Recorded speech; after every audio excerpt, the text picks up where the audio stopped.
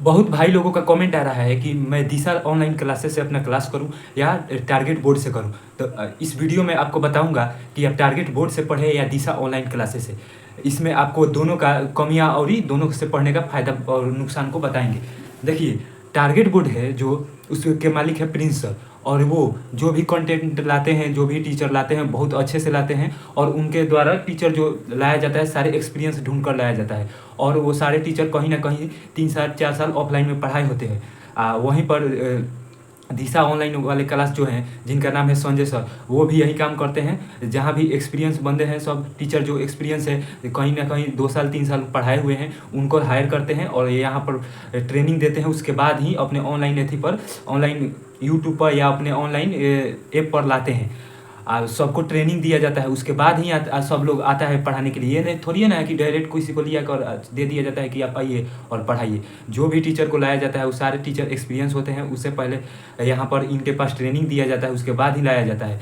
अब आप लोगों का सवाल ये है कि भैया हम दिशा ऑनलाइन क्लासेस से पढ़े या टारगेट बोर्ड से पढ़े। तो देखिए, अगर आप कहीं ना कहीं कोचिंग जा रहे हैं अपने एरिया में, तो आप वहाँ ऑफलाइन कोचिंग करिए, या स्कूल जा रहे हैं तो उसको करिए। ये नहीं कि ऑफलाइन कोचिंग स्कूल छोड़ दीजिए, टारगेट बोर्ड दिशा ऑनलाइन क्लासेस से खाली क्लास कीजिए। तो ये गलत बात है, क्योंकि आप ऑफलाइन में जाइएगा तो वहाँ जो भी आपको नहीं आएगा, वहाँ डायरेक्ट आप टीचर से हैंड टू हैंड पूछ लीजिएगा। अब ऑनलाइन में क्या है, ऑनलाइन में मान लीजिए कि आप कुछ आपका फंस गया कोई सवाल, अब कैसे आप पूछिएगा? वहाँ तो आपका यूट्यूब पर पढ़िएगा, मान लीजिए, चाहे ऐप पर पढ़िएगा, तो वहाँ थोड़ी ना आपको बताया जाएगा।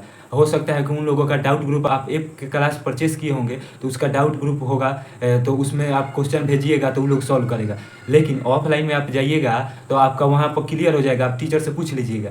ये है कि आप ऑनलाइन भी कीजिए। सबसे अच्छा है कि आप ऑफलाइन जहाँ कोचिंग जा रहे हैं अपने एरिया में, चाहे अपने ज़िले में है, चाहे कहीं पर रह के पढ़ रहे हैं, तो वहाँ उसको कंटिन्यू उसको पढ़ते रहिए। ऑनलाइन जो है थोड़ा बहुत, मान लीजिए कि आप कोई 10th में है आप या 12th में है, जो आपका कोई चैप्टर है, हिंदी का कोई चैप्टर है, वो चैप्टर ऑफलाइन आप पढ़ लिए हैं, चाहे व्याकरण है ऑफलाइन पढ़ लिए हैं, तो उसको यूट्यूब पर सर्च कर लीजिए और उसका क्लास इन लोगों का है देख लीजिए। सबसे अच्छा आपका यही रहेगा।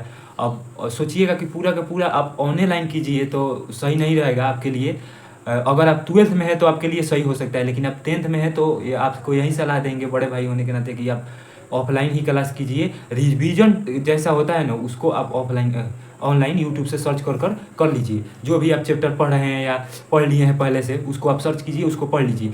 तब मिलाइए, देखिए कि आप ऑफलाइन पढ़े हैं ऑनलाइन में क्या अंतर है। थोड़ा सा का अंतर होगा, तरीका अलग होगा। ये थोड़ी है ना कि ऑफलाइन का टीचर आपको गलत पढ़ाएगा या फिर नहीं अच्छा से पढ़ाएगा, ऐसा नहीं है। जो भी आपको ऑफलाइन में भी टीचर पढ़ाएंगे, आप जो एरिया में आप पढ़ रहे हैं वो भी लोग अच्छा से ही पढ़ाएगा।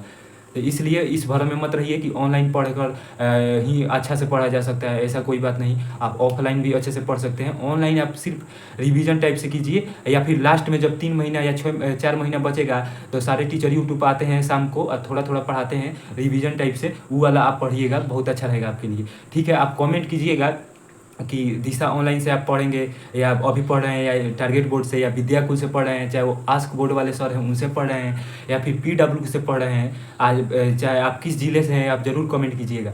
अब आगे जो आपको वीडियो लाया जाएगा, चैप्टर वाइज सब बताया जाएगा कि कैसे आपको पढ़ना है, क्या पढ़ना है। आपको डेट एकदम बता देंगे कि इस तरीके से चालू कीजिए, 90 दिन से 120 दिन का टारगेट लेकर आप सिलेबस अपना खत्म कर दीजिएगा। ठीक है, कमेंट कीजिएगा। आप ये भी कमेंट कीजिएगा आप 10th में है कि 12th में है। ओके।